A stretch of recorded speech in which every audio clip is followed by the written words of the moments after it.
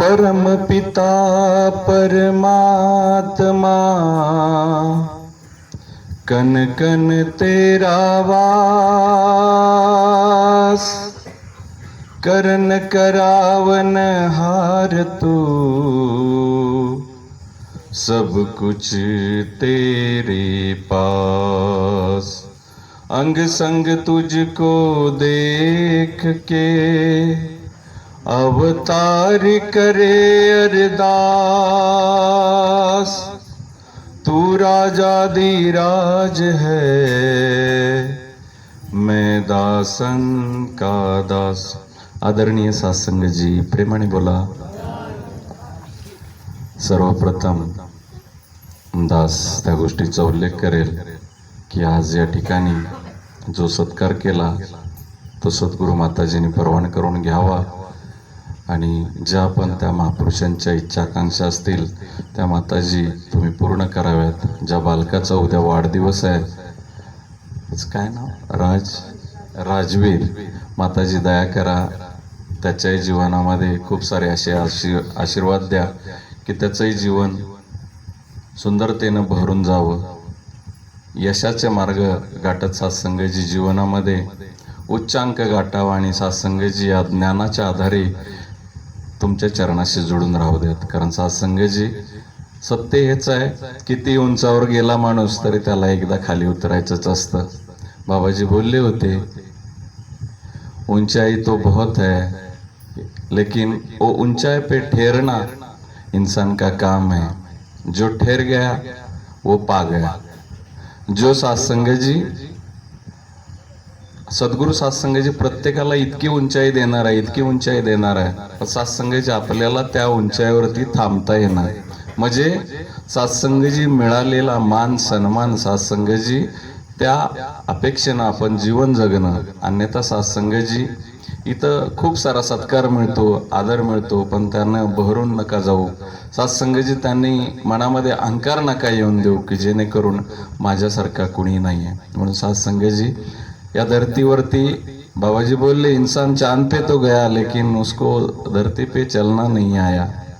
म्हणून सत्संगजी चंद्रावर जरी माणसानं पाऊल ठेवलं पण सत्संगजी जो धरतीवरती व्यवस्थित चालला म्हणजे याचा अर्थ सत्संगजी या मनुष्य या संसारामध्ये सत्संगजी ज्यानं प्रेमानं सद्भावनेनं आपलं जीवन व्यतीत केलं तोच सगळ्यात श्रेष्ठ आहे। अन्यथा सत्संगजी एवढं शिक्षण केलं, एवढं मोठी पदवीधार केली, पण सत्संगजी मनुष्यानं माणसाशी सत्संगजी प्रेमानं वागता आलं नाही तर सत्संगजी त्याच्या जीवनामध्ये या सगळ्या गोष्टी येऊन सुद्धा काय कामाच्या नाही। म्हणून बाबाजी म्हणायचे, कुछ भी बनो मुबारक है, पहिले इंसान बनो। सत्संगजी जो मनुष्य सत्संगजी माणूस म्हणून सत्संगजी आज सृष्टीमध्ये या मनुष्यामध्ये सत्संगजी ज्यानं वावर केला ना तोच सगळ्यात चांगला आहे। अन्यथा सत्संगजी सारी सुख त्याच्याजवळ आहेत, भरपूर धन दौलत आहे, सगळं काय आहे, पण सत्संगजी प्रेमाचा एक बोल त्याच्याजवळ नसेल तर निरर्थक आहे सगळं। असूनही सत्संगजी काही नसल्यासारखं। तर सत्संगजी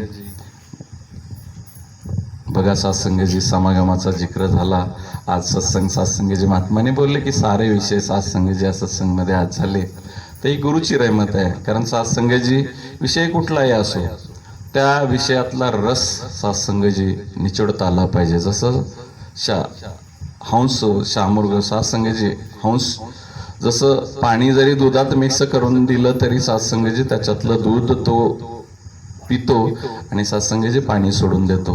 तसंच आपण सत्संगमध्ये आल्यानंतर किंवा सत्संगजी दास्तर असं म्हणेल की जीवन जगत असताना आपल्याला जे चांगलं वाटतंय, योग्य वाटतंय ते आपण अगदी नक्कीच गाठीशी बांधून घेतलं पाहिजे। आणि एखादं जर चुकीचं वाटतं तर सत्संगजी ते तिथंच सोडून द्या, त्याचं आपल्याशी काही घेणं देणं नाही ना।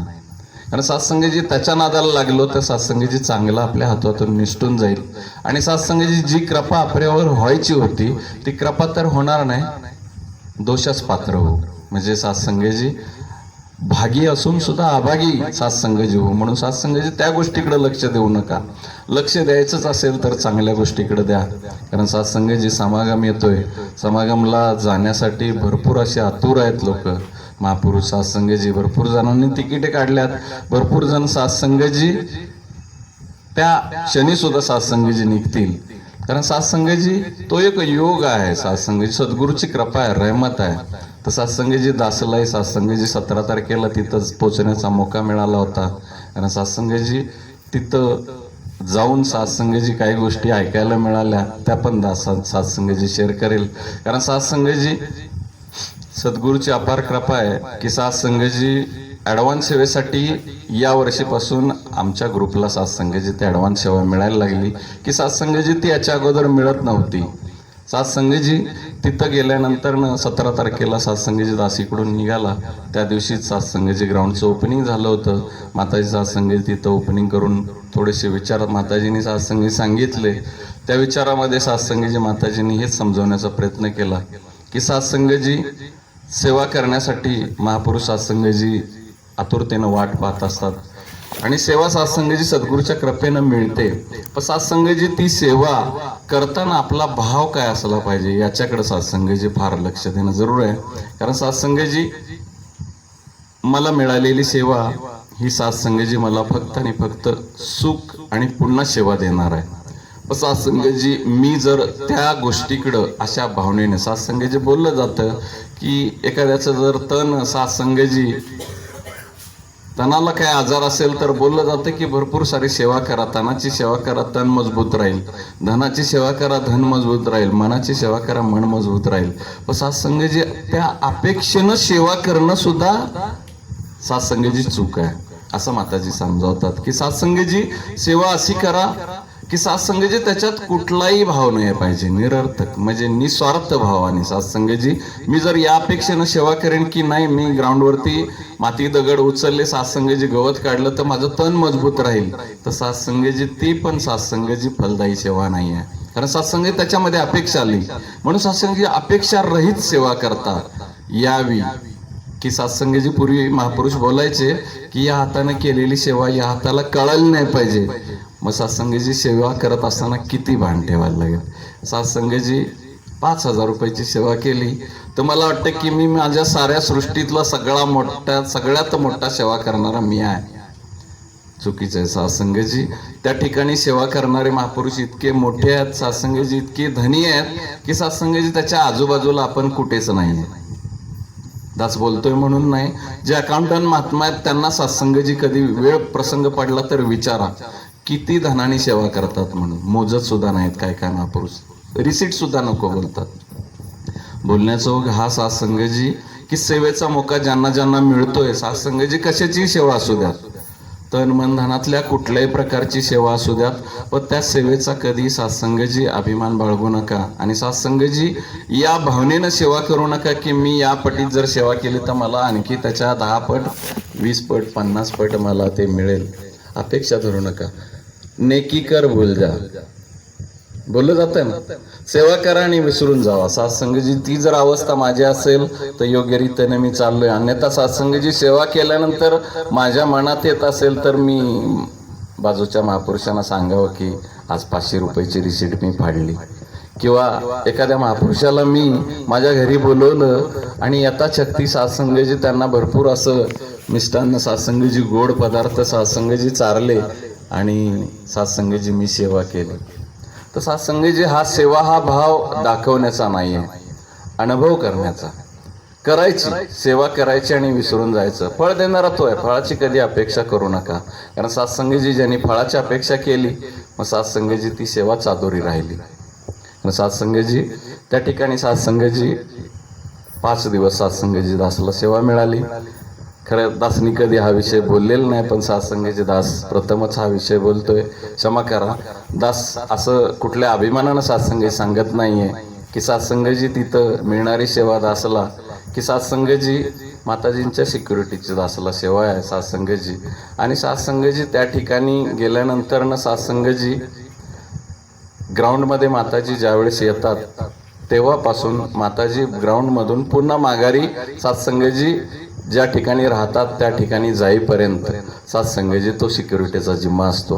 कारण सत्संगजी माताजींच्या बरोबर असणारे सिक्युरिटी 3 टाईपच्या सिक्युरिटी असतात.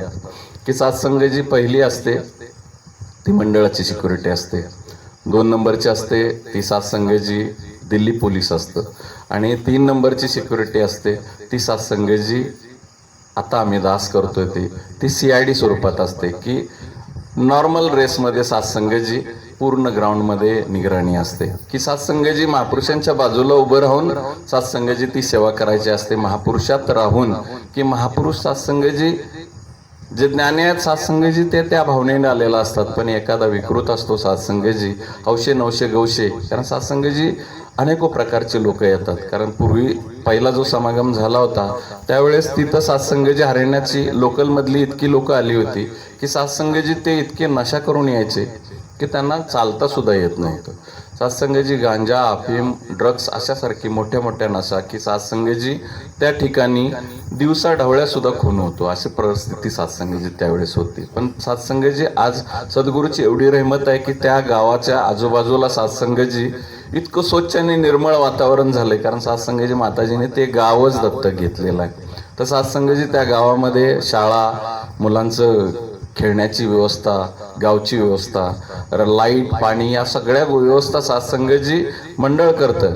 आणि सत्संगजी ती मांजरी म्हणून सत्संगजी पोडवाल मांजरी म्हणून जे गाव होतं, सत्संगजी जो स्टँड होता म्हणजे रेल्वे स्टेशन होतं, त्याचंही डेव्हलपमेंट मंडळानं स्वतः केलंय, शासनाने नाही केलेलं. कारण सत्संगजी तिथं आल्यानंतर महापुरुषांना असा अभद्र नको वाटायला, आनंद आला पाहिजे महापुरुषांना, म्हणून सत्संगजी त्या ठिकाणचं सगळं इंटिरियर सत्संगजी माताजीने बदललं आणि सत्संगजी त्या गोष्टी नव्यानं पुन्हा केलेल्या आहेत. तर सत्संगजी बोलण्याचं एवढाच आहे की माताजी माझ्याकडे येणाऱ्या प्रत्येक भक्ताची इतकी काळजी घेतात, इतकी काळजी करतात की सत्संगजी आपण त्याचा विचारही करू शकत नाही. का तर सत्संगजी माताजी दररोज सत्संगजी सकाळी 7 वाजता बरोबर शार्प 7 वाजता ग्राउंडमध्ये येतात. जिथं 6 वाजता सेवा चालू होते सत्संगजी, आणि ग्राउंडमध्ये जिथं जिथं सत्संगजी सेवा चाललेली आहे माताजी त्या ठिकाणी सत्संगजी गाडी तिथं घेऊन जातात. माताजी उभ्या राहतात, काही त्यांना वाटलं तर खाली उतरतात. बोलण्याचं काय, प्रत्येक भक्ताला माझ्या सत्संगजी तिथं दर्शन व्हावं ही माताजींची अपेक्षा असते. माताजी 1 तास थांबतात. सत्संगजी 8-8:30ला माताजी पुन्हा माघारी जातात आणि सत्संगजी पुन्हा 4 वाजता येतात. माताजी 4 वाजता येतात. त्या ठिकाणी सत्संगजी नमस्काराची व्यवस्था असते. सत्संगजी चरणावरती माताजी नमस्कार देतात. राजपिताजी बसलेले असतात, दोन्ही जोडीने बसतात सत्संगजी, आणि तिथं नमस्कारी चालू होते. दररोज असाच हे आहे. तर आता उद्याचा दिवस सत्संगजी सत्संगचा दिवस आहे, उद्या सत्संग तिथे होणार आहे. तर सत्संगजी बोलण्याचा ओघ असा की सत्संगजी त्या ठिकाणी भरपूर सारी सेवा आहे. लोक सत्संगजी 2-2 महिने अगोदर आलेले आहेत. काही लोक असे आहेत की सत्संगजी लहान बाळाला सुद्धा घेऊन आलेले आहेत की सत्संगजी इतकी गरमी आहे तिथं, आता खूप गरमी आहे. मी दिवसातून 3 वेळा आंघोळ करत होतो. सकाळी 4 वाजता माझी सेवा लागायची. 4 वाजता सत्संगजी दास आंघोळ करून जायचा. पुन्हा 10 वाजता माघारी यायचो, नाश्ता करायचो, रिलीवर सोडायचो, मग त्यावेळेस आंघोळ करायचो आणि पुन्हा सत्संगजी रात्री 12 वाजता आल्यानंतर पुन्हा सत्संगजी आंघोळ करायचो. बोलण्याचं गरमी इतकी आहे आपल्याला ती सहन होत नाही, पण तिथे राहणाऱ्या लोकांना त्याचं काहीच वाटत नाही. म्हणण्याचा उद्देश असा की त्या अवस्थेत सुद्धा सकाळी 6 वाजल्यापासून दुपारी 12 वाजेपर्यंत महापुरुष उन्हात तर उन्हात सत्संगजी सेवा करत असतात. माताजींना सत्संगजी तिथली ग्राउंडची सेवा करायची म्हणलं ना तर माताजी एकाच दिवसात करतील. का तर ट्रॅक्टर वगैरे ही साधन सामुग्री इतकी मोठी आहे की माताजींना त्या गोष्टीसाठी वेळच लागणार नाही. पण महापुरुषांना सेवा मिळावी म्हणून माताजींनी काही भाग सत्संगजी तो सेवेचा ठेवलेलाच असतो की तो हातानेच सेवा करायला लावतात माताजी. बोलण्याचं दास सत्संगजी तिथे ट्रॅक्टर वगैरे चालले होते, त्यांच्याशी आम्ही चर्चा केली. पूर्ण ग्राउंड सत्संगजी आम्हाला पूर्ण गाडीतून ग्राउंड फिरायला सत्संगजी 1.5 तास लागतो. जागा सत्संगजी 165 एकर जागा झालेली आहे ती ग्राउंडची, एवढी मोठी जागा आहे सत्संगजी. जो राईस मिलचा जो विषय होता ती पण सत्संगची जागा आपल्याला मिळाली. तर त्या राईस मिलचा एक किस्सा सांगेल की सत्संगची ती जागा ज्यावेळेस त्या मालकाने विकायला म्हणजे मंडळाने त्यांना बोलले की आम्हाला घ्यायचे आहे, तुम्ही वापरत नाही आहे, तर त्यावेळेस त्यांनी सत्संगची त्या जागेची 98 कोटी रुपये सत्संगची किंमत सांगितली होती. 98 कोटी. मग सत्संगची कमी करून ती 80 कोटी वरती आली.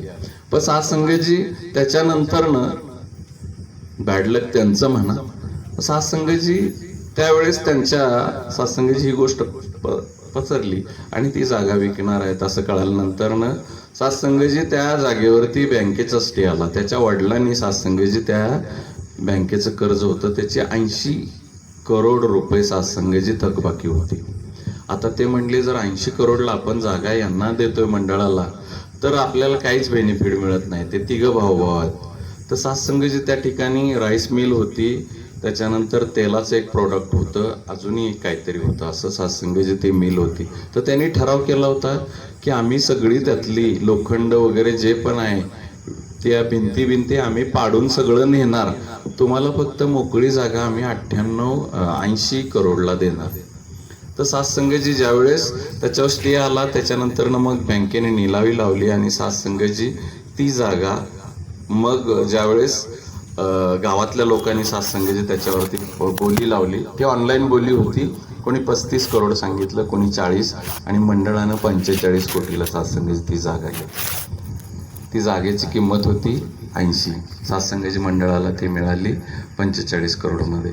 बोलण्याचा ओघ असा की सत्संगजी आता त्या ठिकाणी माताजींनी त्या इमारती व्यवस्थित करून तिथं फॉरेनर लोकांना राहण्यासाठी आमच्यासारखे किंवा असे सेवादार किंवा असे भरपूर सारे VIPs वगैरे अशा लोकांसाठी सत्संगजी तिथं व्यवस्था केली.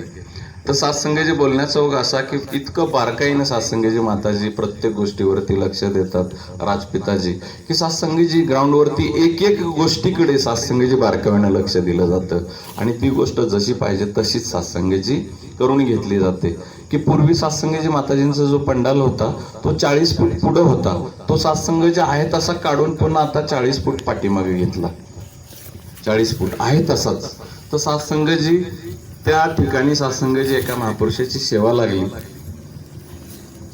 बाळू जाधव म्हणून सत्संगजी महात्मा आहेत ते. तर महात्मा सत्संगजी दिसायला एकदम साधारण आहेत. गुरुची रहमत काय असते सत्संगजी दास सांगतोय आणि सेवा कशी मिळते. कारण सत्संगजी इतकं साधा माणूस, काळा सावळा रंग आहे, दाढी वाढलेली आहे, केस पांढरे झालेत. सत्संगजी दातच त्यांचे पांढरे दिसतात, इतके काळे आहेत. पण सत्संगजी सद्गुरूची ज्यावेळेस रहमत होते, कृपा होते, त्यावेळेस कुठला व्यक्ती कुठं म्हणून सांगतो की सत्संगजी सद्गुरू प्रत्येकाला उंचाईवरती नेऊ इच्छितोय, पण तिथं राहण्याचं सामर्थ्य आपल्यामध्ये असलं पाहिजे. ती उंचाई सत्संगजी आपल्याला पेलवता आली पाहिजे. तर सत्संगजी ते महात्मा ज्यावेळेस बाकी दोघांची नाईटला ड्युटी लागली होती, माताजींचा जो रूम आहे त्याचं वॉच करण्यासाठी त्या रूम मध्ये कोणी जरी गेलं तरी त्याच्याबरोबर जायचं, तो काय काम करतोय ते बघायचं, तिथंच थांबायचं आणि सत्संगीत त्याचं काम संपल्यानंतर बाहेर यायचं, एवढी सेवा होती. तर सत्संगजी ते दोघं जण होते, पण त्यांच्याशी तो एक शब्दही बोलला नाही. मला सत्संगजी रिलीवर म्हणून पाठवलं 1 तासासाठी. तर सत्संगजी ते माझ्याजवळ आले आणि बोलायला लागले. तर सत्संगजी त्यांनी 1 तासभर मला त्यांची पूर्ण जीवन हिस्ट्री सांगितली. की सत्संगजी ते बोलले, मी सुरुवातीला ज्यावेळेस ज्ञान घेतलं आणि पहिला समागम दिल्लीमध्ये करायला आलो, तर त्यावेळेस ते बोलले की मी बाजूवाल्यांच्या बरोबर आलो होतो, त्यांनीच तिकीट काढली होती. नमस्कारीला सुद्धा पैसे नव्हते त्यांच्याजवळ, नमस्कारीला सुद्धा पैसे नव्हते. खांबाला टेकून उभे राहिले होते, बाबाजींच्याकडे बघत होते ते. त्यावेळेस समागम फार मोठा नव्हता, म्हणजे 1,00,000-1,25,000 पब्लिक असेल. कारण दासांनी 2002ला ज्ञान घेतलं, त्यावेळेस पण सत्संगजी माझ्या अंदाजानं 1,00,000-1,25,000 पब्लिक असेल. मुंबईमध्ये समागम व्हायचा त्यावेळेस पण. जाधव महाराजांना माहिती असेल ती गोष्ट. कारण सत्संगजी तर ते बोलले की मनामध्ये असं काहूर माजलंय की गुरुचं दर्शन तर घ्यायचं आहे, पण नमस्कारी करायला काहीच नाही हातात. कसं करू, काय करू. सगळी बघतात ते लोक, नमस्कारी टाकतात आणि मग पुढे जातात, बाबाजींचं दर्शन घेतात आणि मग सत्संगजी पुढे जातात. पण त्यांना ते सुचेना काय करायचं. मग सत्संगजी ते बराच वेळ उभे राहिले होते आणि तिथून एक मंडळाचाच व्यक्ती आला आणि सत्संगजी तिथं उभे राहिलेत म्हणून त्यांना विचारलं की का थांबलाय तुम्ही म्हणून. तर त्यांनी प्रगट केली ती भावना की म्हणले माझ्याकडं, त्यांना नमस्कारी हा शब्द सुद्धा माहीत नव्हता त्यावेळेस. गुरुच्या चरणावरती दान करायला माझ्याजवळ काही नाही आहे म्हणून म्हणले थांबलोय. सत्संगजी ते व्यक्ती तसेच पुढे गेले आणि सत्संगजी 100 रुपयाची नोट त्यांनी आणून त्यांच्या हातात दिली. त्यावेळेस सत्संगजी त्यांच्या डोळ्यातून घळघळा पाणी यायला लागलं. बोले पहिलाच हा मोका माझ्यासाठी, पहिलाच समागम, आणि तिथेही नमस्कारी नाही आहे माझ्याकडे द्यायला. पण पुन्हा त्यांनी म्हटले की मी आजपासून गुरुला कधी मागणार नाही, कारण म्हणले हीच प्रचिती आहे की माझ्या मनात जे होतं ते गुरुला पण कळालं. आता म्हणले मागायचं नाही म्हणले, आणि त्यांनी कधी मागितलं नाही. सत्संगजी आता त्यांना 2 महिन्याची सेवा मिळाली. जे माताजींचं जे स्टेज आहे त्याच्या खाली अंडरग्राऊंड पाईपलाईन टाकायचे होते. माताजी बोलल्या की मला एकही वायराशी वरती दिसली नाही पाहिजे. मग सत्संगजी 2 ट्रक 4 इंची 3 इंची 2 इंची PVC पायपा, त्या 2 ट्रक त्या महात्मानी सत्संगजी त्या अंडरग्राऊंड केलेल्या आहेत पायपा. बोले कुठली पाईप जर लाईन टाकायची असेल तर कुठली लाईन कुठून आली ती मी लगेच सांगणार, आणि त्याचं ड्रॉइंग त्यांच्याकडे आहे. म्हणण्याचं उद्देश ती सेवा मिळाली. त्यांची तब्येत बरोबर नव्हती. आता डॉक्टरांनी 2 महिने आराम करायला दिला होता. पाठीवरती ते पडले होते, डॉक्टरांनी आराम करायला दिला.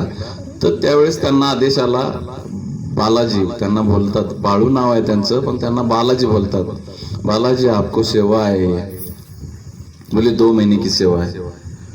मग घरात विचार केला त्यांनी, माताजींशी बोलले, म्हणले 2 महिने मला डॉक्टरांनी आराम करायला सांगितलं, मी बेडवर पडून मलाच कंटाळा येईल, त्यापेक्षा असं करतो की सेवेचा आदेश आलाय तर तिथं जातो, 2 महिने मला ती सेवा मिळेल. मग सत्संगजी ते बोलत होते, सांगत होते की मी ती 2 महिने सेवा केली, ते पाठीचं दुखणं माझं मलाच आठवेना की ते दुखत होतं कधी, ते विसरून गेले. सत्संगजी बोलण्याचा योग असा की सत्संगजी सेवा करत असताना तन्मयतेनं जर सेवा केली तर सत्संगजी कधी सत्संगजी गुरु सत्संगजी त्याचं ते ऋण ठेवत नाही. कारण सत्संगजी तो महापुरुष सत्संगजी त्यांना दुसरी सेवा आणखी मिळाली. त्याच्यामध्ये तो दुसरा किस्सा सांगायचा राहिला की ज्यावेळेस त्यांनी त्याच वर्षी ते इलेक्ट्रिशियनचं काम जाणत होते आणि बाबाजी सत्संगजी स्टेजवरती चढणार, ते नमस्कारी केले आणि सत्संगजी पुन्हा अर्ध्या तासानंतर बॅक स्टेजला आले. त्यावेळेस बाबाजी सत्संगजी पाहणी करायला आले होते. तिथलं समागम 1 दिवस पुढं होता. तर सत्संगजी ते पाहता पाहता हॅलोजनची लाईट सत्संगजी स्पार्क झाली आणि सत्संगजी हॅलोजन गेला आणि सत्संगजी ते बाळूजी सत्संगजी लगबगीने त्या खांबाजवळ आले आणि वरती डोकून बघितलं. बाबाजीने सत्संगजी तेवढ्यात त्यांच्याकडे पाहिलं आणि ते बाबाजींना बोलले कि बाबाजी कुछ नहीं, बस स्पार्क हो गया, वो लाइन जल गई है, वायर 2 शॉर्ट हो गए और वो जल गई. तो बोले आप जानते, तो करो. बोले ठीक महात्मा जी. ते 2 मिनिटात सत्संगजी ते चढले आणि सत्संगजी ती लाईन क्लिअर केली, हॅलोजन चालू केला. तेव्हापासून सत्संगजी माताजींच्या जे स्टेजची लाईटचं जे काम असतं ना ते सगळं त्यांच्या अंडरखाली चालतं. दुसरी एक गोष्ट की माताजींना बाबाजींना बसायला सत्संगची व्यवस्था असते. तिथं सत्संगजी पूर्वी धूळ उडायची, आता धूळ उडत नाही, पूर्वी उडायची. पण त्या धुळाचा त्रास आता सत्संगजी आपण नमस्कारी करताना 5 मिनिटात 10 मिनिटात करून जातो. बाबाजी तास सत्संगजी तिथं बसलेले असतात. मग सत्संगजी तो धुळीचा प्रवाह सत्संगजी त्यांच्याही बाजूला येतो. मग तो बाजूला येऊ नये म्हणून सत्संगजी तिथं हवेचे ब्लोअर असतात सत्संगजी. ती गोष्ट मला ह्या वर्षी कळाली. दास इतक्या जवळ असून सुद्धा ती गोष्ट कळाली नव्हती की सत्संगजी दासला वाटायचं जो इशी माताजींच्या बाजूला असतो चालू, त्याच्यामुळंच त्यांचं ते दुपट्टा वगैरे सत्संगजी किंवा चुनरी हलते. तर नाही, त्यांनी मला सत्संगजी ती मशीन दाखवली, तिथं ठेवली होती. तर म्हणले ही मशीन असं काम करते की इथून शुद्ध हवा आतमध्ये, थंड हवा तर होतेच होते पण धूळरहित हवा सत्संगजी माताजींच्या चेहऱ्यावरती आजूबाजूला अशी सत्संगजी फवारली जाते. त्याच्या नोजल आहेत इकडं तिकडं तिकडं तिकडं असे लावलेले असतात, 8-10 नोजल असतात. मग सत्संगजी ती मशीन चालवायला सत्संगजी त्या महात्मांना मिळाली. तर बोलले आता हिचं ट्रायल घ्यायची. आता पहिली नवी मशीन खराब झाली होती, आता ही दुसरी मशीन आणली. तर म्हणले या मशीन चालवण्याचं काम दासाला मिळतंय, म्हणले सेवा मिळते. तर म्हणण्याचा उद्देश काय, सत्संगजी गुरु ज्याच्यावर खुश होतो ना, सत्संगजी त्याला सेवा कशी देतो. दासच्याही बाबतीत सत्संगजी असंच घडलं होतं. हे सेवा मिळायच्या अगोदर काही सत्संगजी दासला माहित नव्हतं की कशा प्रकारे सेवा करायची, काय करायची म्हणून. पण सत्संगजी दिल्लीमध्ये असताना सत्संगजी बाबाजी ज्यावेळेस यायचे तर त्या मार्केटच्या यार्डला त्या इतकी गर्दी व्हायची आणि ती गर्दी तिथल्या पोलिसांना सुद्धा हटायची नाही. म्हणजे आमची मुंबईची 22 जणांची टीम होती सत्संगची, ते आम्ही काट्या घेऊनच बाहेर पडायचो. तर सात्संगजी त्याच्याशिवाय ती गर्दीच हटत नव्हती. मग सात्संगजी ती सेवा करत असताना हळूहळू सात्संगजी बाबाजींनी सात्संगजी पुन्हा मग सफारी ब्लॅक सफारी सात्संगजी दिली. आणि आता साहेब ती कर्नल साहेब बोलले की अभी सफारी नहीं पहनना है, अभी बोले आपको CID का काम करना है, जैसे आपकी इच्छा. बोलण्याचं सात्संगजी सद्गुरू कधी कोणाला काय देईल हे सात्संगजी कोणी सांगू शकत नाही. फक्त स्थिर होऊन सात्संगजी आपण या सत्संगमध्ये आणि सात्संगी संतांच्या सेवेमध्ये रमणं फार जरुरी आहे. कारण सात्संगजी तो व्यक्ती इतका साधारण मी तर पाहिल्यानंतर सुद्धा मी त्यांना शेवटी मला चरणावरती डोकं ठेवून धन्यरंकार घालावा लागला. महाराज म्हटलं अपार सेवा आहे तुमची. आणि 2 महिने झाले अजूनही आता म्हणले 1 महिना पूर्ण काढायचा, आता समागम झाल्याशिवाय घरी जायचं नाही. बोलण्याचं सात्संगजी 3 महिने परिवाराचं काय चाललंय काय नाही बोलले. कधीतरी दिवसातून एक फोन करतो आणि सात्संगजी विचारतो काय चाललंय. त्याला काळजी आहे बोले, तो सगळं चालवतोय म्हणले, काही थांबलेलं नाही. मी होतो तरी चालत होता, आता मी इकडे तरी पण चालते. आता म्हणले इथं उलट म्हणले तुम्हाला जर गाडी लागली तर ही गाडी मला दिलेली आहे सेवेसाठी, 2 व्हीलर तुम्ही घेऊन जात जावा महाराज बोलले. तर बोलण्याचा परोपकार इतका त्यांच्यामध्ये मनामध्ये भरला की सात्संगजी जे पण समोर येतंय ते माझ्या सद्गुरूचं रूप सात्संगजी त्यांना दिसायला लागलं. हा भाव म्हणण्याचा उद्देश काय की त्यांना पण एक वेळेस सात्संगजी त्यांचा अवतार ना आणि दिसायला थोडंसं डल. सात्संगजी बाबाजींच्या क्रॉस टेबलला सात्संगजी ते बसले होते, तर त्यांना सिक्युरिटीनी त्यांना उठवलं होतं की आप आगे मत बैठो, इधर पीछे बैठ जाओ. सात्संगजी जैसे आपके आदेश बोले. तो बोला कुछ गडबड होएगा तो फिर मेरे को मत बुलाना. मग सात्संगजी तेवढ्यात गडबड झाली आणि सात्संगजी पुन्हा त्यांना तिथं जावं लागलं. म्हणण्याचा उद्देश काय की सात्संगजी गुरुनं ज्याला ती जागा दिली आहे ना, सत्संगी त्याच्यावर कोणी हटवू शकत नाही त्याला. हा त्याचं कर्मच हटवू शकतं. त्यांनी जर गलत कर्म केलं तर सात्संगीची ती उंचाई त्याची टिकणार नाही. म्हणून सात्संगीची ती उंचाई आपल्याला प्राप्त झाली तर सात्संगीची आपण त्या उंचाईला सांभाळण्यासाठी प्रेम, नम्रता, सहनशीलता हे दैवी गुण आपण जीवनामध्ये अनुभवलेच पाहिजे. कारण सात्संगीची दुसरा एक किस्सा सात्संगी सांगेल की सात्संगजी ज्यावेळेस आम्ही दुपारी रेस्ट करण्यासाठी आलो होतो सात्संगजी, त्यावेळेस जो आमचा टीमचा दुसरा इन्चार्ज होता, म्हणजे जे वॉकी टॉकीची जी कंट्रोल रूम असते त्याला मेसेज जातो तिथं आणि तिथून सगळीकडे फॉरवर्ड केला जातो. तर तो मेसेज जो त्याला कंट्रोल रूमचा बोललं जातं, तर तो व्यक्ती जो होता तो लंगरसाठी गेला आणि सात्संगजी त्याला तिथं लंगरमध्ये थोडीशी विकृती दिसली पण त्याला ते हँडल करता आली नाही. म्हणजे एक व्यक्ती सात्संगजी आरडाओरडा करत होता, घाण शिव्या देत होता, हिंदीमध्ये देत होता. पण सात्संगजी त्याला ते कळेना की तो व्यक्ती काय प्रॉब्लेम आहे, म्हणजे तो नशा करून आलाय काय झालंय, दोघांनी धरलाय त्याला. पण त्याच्या लक्षात येणार सात्संगजी त्यांनी फोन करून आम्हाला सांगितलं की आप जल्दी आहात. मग आम्ही 2 जण गेलो, जगदीश म्हात्रे डोंबोलीचे आणि दास. सात्संगजी तिथं गेलो आणि त्या व्यक्तीला पाहिलं तर त्याची पॅन्ट ओली झाली होती. सात्संगची अवस्था खूप वाईट होती. लंगर करत होता पण त्याला भान नव्हतं. अरे बोला ये तो पागल आदमी आहे, बोला ये कुछ ऐसा नशा विषय नाही कर क्या. मग सात्संगी त्याच्या पाठीमागे एक व्यक्ती पाठवला दुसरा की त्याच्याबरोबर अर्धा तास तो त्याची टॅहणी करत होता लांबूनच की ॲक्च्युअल काय. तर ज्यावेळेस ती वस्तुस्थिती कळाली की तो आर्मीचाच बंदा होता, म्हणजे आर्मीमध्ये 23-24 वर्षाचा मुलगा होता सात्संगजी. पण त्याच्या डोक्याला इथं जखम झालेली होती पण ती जखम बरी झालेली होती. सात्संगजी तो व्यक्ती माइंडली अपसेट होता, म्हणजे बोलायचं काय वेडाच म्हणायला लागेल. थोडासा त्याची मनाची बुद्धीची ही समतोलता नव्हती, डोक्याला मार लागला होता आर्मीमध्ये असताना. मग सात्संगजी तिथंही तो त्याचा पूर्ण इलाज झाला नाही. म्हणून सात्संगजी त्यांनी दरवर आणला होता की माताजींचं दर्शन झालं, आशीर्वाद मिळाला तर नक्कीच काय प्रगती होईल. सत्संगमध्ये तो बसला, पूर्वी पण बसवला होता त्याला. मग तिथून आल्यानंतर ना त्याच्या जीवनामध्ये थोडासा म्हणजे परिवर्तन व्हायला लागलं. पण सात्संगी तो घाणघाण शिव्या देत होता म्हणून त्याला डाऊट आल्यामुळं त्यांनी त्याच्या निगराणीवर पाठवलं. शेवटी माताजी 4 वाजता आल्यानंतर न पुन्हा सात्संगजी त्याला दर्शनासाठी पुन्हा घेऊन आलं. तर त्याच्या पाठीमागं तोच व्यक्ती ठेवला होता. अचानक सात्संगजी जर त्याची मनाची अवस्था जर खराब झाली आणि पुन्हा तो जर अनापशनाप बकायला लागला तर माताजींच्या समोरच काही गडबड होऊ शकते. तर त्याला एक वॉर्निंगच दिली होती. त्यांनी तोंड उघडलं की तुम्हाला त्याचं तोंड बंद करायचा. एवढंच काम होतं त्याच्या पाठीमाग. तर बोलण्याचा ओघ असा की सत्संगजी तो तिथं गेल्यानंतर नाचायला लागला. आम्ही समोरून बघत होतो ती गोष्ट. त्याच्या बाजूलाही 4-5 जण होते. कर्नल साहेब स्वतः माताजींच्या शेजारी उभे होते सत्संगजी. तर त्यांना माहित होतं की या व्यक्तीला नमस्कारीसाठी पाठवलंय म्हणून. तर सत्संगजी तिथं जे पण हालचाल होती त्या गोष्टीकडे, प्रत्येक गोष्टीकडे बारकाईने लक्ष असतं. तिथं कुठलाही व्यक्ती जाणार असतो तोही माहीत असतो. असा नमस्कारीसाठी सगळे महापुरुष जातात, पण स्पेशल कुणाला जर नेलं असेल तर त्या व्यक्तीची इंटिमेशन कर्नल साहेबांना अगोदर असते. तर सत्संगजी तो व्यक्ती तिथून नाचतच निघाला. माताजींच्या जवळ आला तसा नाचायला लागला. माताजींनी त्याच्या डोक्यावर हात ठेवला. सत्संगजी 2 मिनिटं नामस्मरण सुद्धा माताजींनी केलं आणि सत्संगजी पुढे राजपिताजींच्याकडे सत्संगी दर्शनासाठी गेला.